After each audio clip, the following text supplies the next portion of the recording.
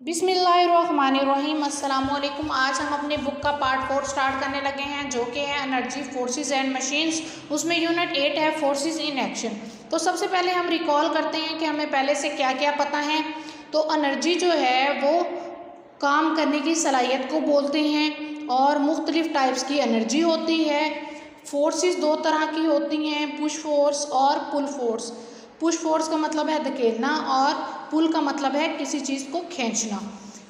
और जो फोर्सेस हैं उनको हम चेंज कर सकते हैं, स्पीड उससे चेंज कर सकते हैं, उससे किसी चीज़ की डायरेक्शन चेंज कर सकते हैं और किसी भी ऑब्जेक्ट की शेप भी चेंज कर सकते हैं। बेसिक 6 टाइप्स की सिंपल मशीन है। तो जो डिफरेंट अमाउंट है, अगर हम फोर्स की ताकत डिफरेंट लगाएंगे तो उसका इफ़ेक्ट भी डिफरेंट होगा डिफरेंट ऑब्जेक्ट्स पे। अगर फोर्स ज़्यादा लगाएंगे तो उसका इफ़ेक्ट कुछ और होगा, अगर फोर्स कम लगाएंगे तो उसका इफ़ेक्ट कुछ और होगा। और कुछ जो ऑब्जेक्ट्स हैं वो ऐसे होते हैं, अगर उन पे फोर्स लगाएं तो वो डी शेप तो हो जाते हैं, पर अगर उसकी फ़ोर्स हम रिलीज़ कर दें, उसकी फ़ोर्स हम छोड़ दें तो वह वापस अपनी ओरिजिनल हालत में आ जाते हैं। मतलब क्या है कि उसकी कोई शेप चेंज नहीं होती। तो मशीन्स सिंपल भी हो सकती हैं और कंपाउंड भी।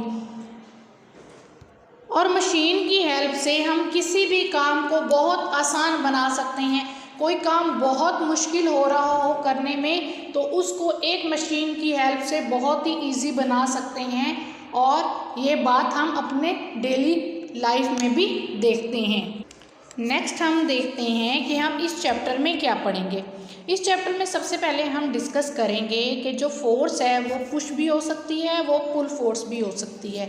और ये या तो बॉडी को मूव करना स्टार्ट करवा सकती है, मतलब बॉडी की जो हरकत है हम फोर्स के ज़रिए स्टार्ट भी करवा सकते हैं और फोर्स के ज़रिए रोक भी सकते हैं।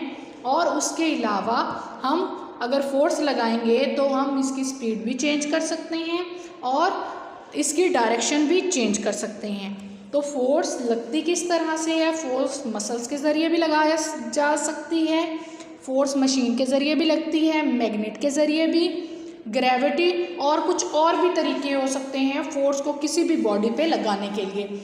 मशीन जो है, मशीन हेल्प करती है हमें कि हम काम कर सकें। अब काम करना क्या होता है? साइंस में काम करने को हम ये कह सकते हैं कि अगर हम फोर्स को यूज़ करते हुए किसी भी ऑब्जेक्ट को मूव करवा रहे हैं तो वो हमारा कोई ना कोई काम है। फ्रिक्शन और ग्रेविटी जो हैं वो भी फोर्सेस की ही टाइप्स हैं। उसके बाद हम एक इंटरेस्टिंग थिंग पढ़ेंगे कि जो मैस है और जो वेट है ये दोनों डिफरेंट थिंग्स हैं। फोर्स दो टाइप की हो सकती है, बैलेंस्ड भी और अनबैलेंस्ड भी। और लास्ट में हम सबसे डिस्कस करेंगे जो सिंपल मशीन है वो हेल्प करती हैं ताकि काम किया जा सके। तो हम अब अपना चैप्टर स्टार्ट करते हैं। तो मुख्तलिफ टाइप्स की जो फोर्सेस हैं, इसमें विंड जो है, जो हवा है, वो भी कोई फोर्स एक्सर्ट कर रही है। पानी अगर चल रहा है, मतलब पानी मूव कर रहा है, उसमें भी फोर्स है। ग्रेविटी जो है, ग्रेविटी का मतलब क्या है? जो ज़मीन की कशिश है वो भी फोर्स ही है। इसी तरह ये बहुत सारी नेचुरल फोर्सेस हैं, ये सारी की सारी नेचुरल फोर्सेस हैं, कुदरती फोर्सेस हैं। फोर्स जो है वो प्रोड्यूस की जा सकती है इंसान के ज़रिए, किसी एनिमल के ज़रिए या मशीन के ज़रिए। अब हमने किसी चीज़ पे फोर्स लगानी है तो हम या तो उसको खुद धकेल सकते हैं, या हम किसी जानवर की हेल्प ले सकते हैं, या किसी मशीन की हेल्प ले सकते हैं। तो दो टाइप की यूजुअली जो हमारे पास फोर्सेस होती हैं, या पुश, या हम किसी चीज़ को धकेल रहे होते हैं या किसी चीज़ को खींच रहे होते हैं, मतलब पुल फोर्स। फोर्स क्या करती है? फोर्स चीज़ों के मूव करने के तरीके को चेंज कर देती है। अगर आपने स्पीड चेंज करनी है किसी भी गाड़ी की, या आपने डायरेक्शन चेंज करनी है, या आपने ऑब्जेक्ट की शेप चेंज करनी है, तो आप फोर्स अप्लाई करेंगे। तो फोर्स की मदद से हम बहुत सारे चेंजिंग्स रोनुमा कर सकते हैं। तो आपकी बुक में एक एग्जाम्पल दी हुई है, जो बिल्डोज़र है वो दिखाया हुआ है, जो कि मैकेनिकल फोर्स अप्लाई कर रहा है अर्थ को पुश करने के लिए, अर्थ से मट्टी निकालने के लिए।